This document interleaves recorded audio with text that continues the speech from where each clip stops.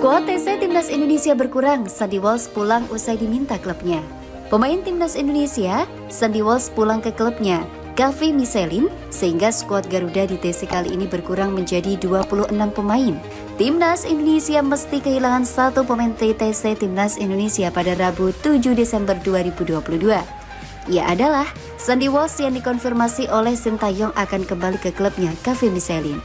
Kaveh Misselin sendiri memang masih ada laga di Liga Belgia selama Piala AFF 2022 bergelar, yakni melawan Karsel Brugge dan Zulte Waregem. Sandy Walsh kembali dulu ke klubnya karena diminta.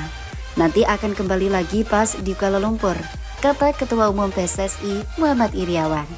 Ada kabar baik dari Sandy, dia berterima kasih bisa bergabung dengan Timnas.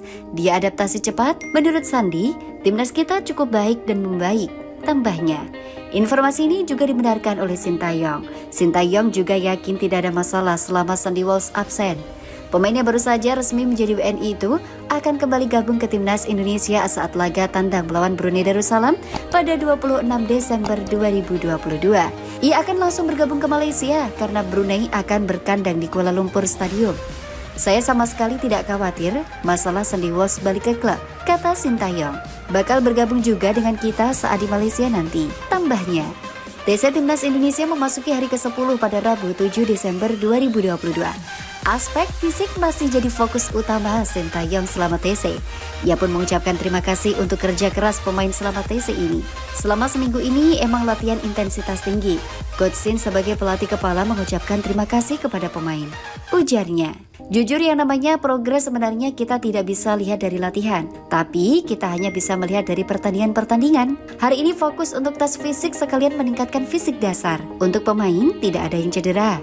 Tambahnya, pelatih asal Korea Selatan itu juga berterima kasih kepada Ketum PSSI yang sudah hadir menyambangi latihan Timnas Indonesia. Jadi dengan adanya tragedi Kanjuruhan memang PSSI dalam kesulitan.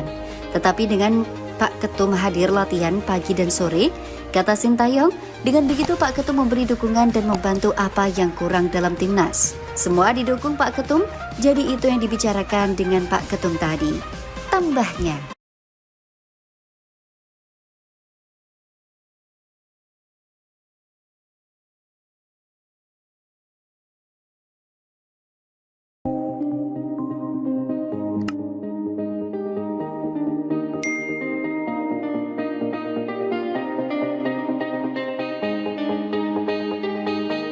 latih Malaysia, Kim Panggon melakukan cara Sintayong di Timnas Indonesia. Kim Panggon melakukan hal yang sama seperti apa yang dilakukan Sintayong di Timnas Indonesia, yakni melakukan promosi bagi pemain.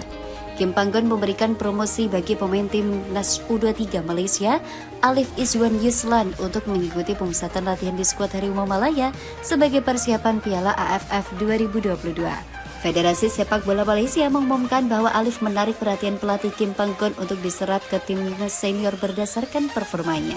Para pemain tersebut menarik perhatian Panggon saat skuad Harimau Malaya menggelar sesi latihan bersama timnas U23 Malaysia, besutan Ella Farasan, sekaligus laga latihan yang melibatkan dua tim pada Desember lalu. Tulis pernyataan dilansir bolasport.com. Bahkan setelah berakhirnya pemusatan latihan 10 hari Timnas U23 yang dimulai pada 27 November dan berakhir hari ini, Ella Farasan yang juga asisten pelatih Harimau Malaya juga menyarankan kepada Panggon untuk mendaftarkan pemain ini ke skuad senior. Sementara itu, Kim Panggon mencoret pemain sayap Terengganu FC, Faiz Nasir, yang mengalami gangguan kesehatan sehingga tidak bisa melanjutkan pemusatan latihan.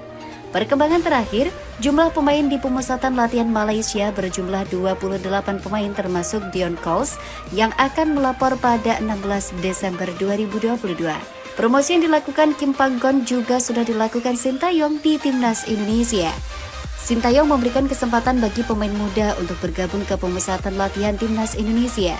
Pada pemusatan latihan ini, ada 3 nama pemain Timnas U20 Indonesia yang bergabung, yakni Zaki Ashraf, Marcelino Ferdinand, dan Muhammad Ferrari. Zaki Ashraf pertama kali dipanggil bergabung untuk timnas senior, sementara Marcelino Ferdinand dan Muhammad Ferrari sudah mendapatkan caps di timnas Indonesia.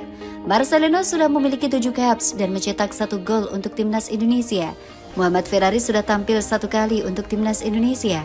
Sebelumnya, ada nama Ronaldo Kuateh, pemain timnas U20 Indonesia sudah memiliki 2 caps bersama tim senior.